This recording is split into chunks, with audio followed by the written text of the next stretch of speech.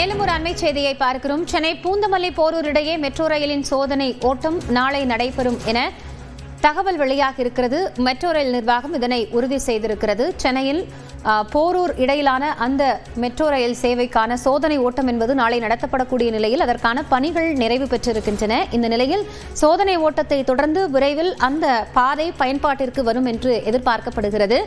பிரதமர் மோடி விரைவில் தொடங்கி வைக்க இருக்கக்கூடிய இந்த திட்டத்திற்கான சோதனை ஓட்டம் என்பது நாளை முதல் தொடங்க இருக்கிறது. கூடுதல் தகவல்களோடு செய்தியாளர் வேல்முருகன் இணைந்திருக்கிறார். அவரிடம் பேசலாம். வேல்முருகன், இப்போ இந்த சோதனை ஓட்டம் எவ்வளவு கிலோமீட்டருக்கு மேற்கொள்ளப்படும், என்னென்ன பணிகள் இதுவரைக்கும் நிறைவு முடிந்திருக்கிறது?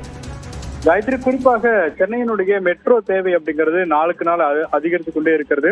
குறிப்பாக தற்பொழுது போரூர் முதல் பூந்தமல்லி இடைப்பட்ட சுமார் 10 கிலோமீட்டர் தொலைவிற்கான அந்த பணிகள் அப்படிங்கிறது ஏற்கனவே நிறைவு பெற்று பல்வேறு சோதனைகள் நடந்ததாலும் கூட தற்போது நடைபெறக்கூடிய இந்த சோதனை அப்படிங்கிறது பயணிகள் பயணிப்பதற்கான அந்த இறுதிக்கட்ட சோதனையாக குறிப்பாக சேஃப்டி ஆபீசருடைய ஒப்புதல் பெறுவதற்கான அந்த சோதனை ஓட்டமானது நடைபெற இருக்கிறது. குறிப்பாக வருகின்ற 28ஆம் தேதி பிரதமர் நரேந்திர மோடி தமிழகம் வரக்கூடிய நிலையில அதற்கு முன்னதாக இந்த சோதனை ஓட்டங்கள் நிறைவு பெறும் என்று எதிர்பார்க்கப்படுகிறது.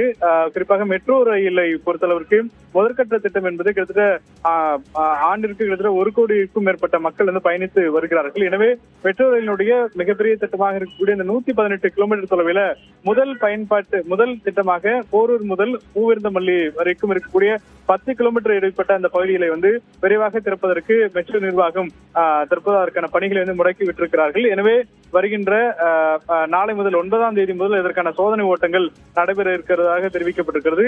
12ஆம் தேதிக்குள்ளாக சேஃப்டி குறிப்பாக ரயில்வேனுடைய சேஃப்டி ஆபீசர் மூலியமாக இதற்கான அந்த ஒப்புதல் அப்படிங்கிறது கிடைக்கப்படும் என்று தெரிவிக்கப்பட்டிருக்கிறது. காயத்ரி,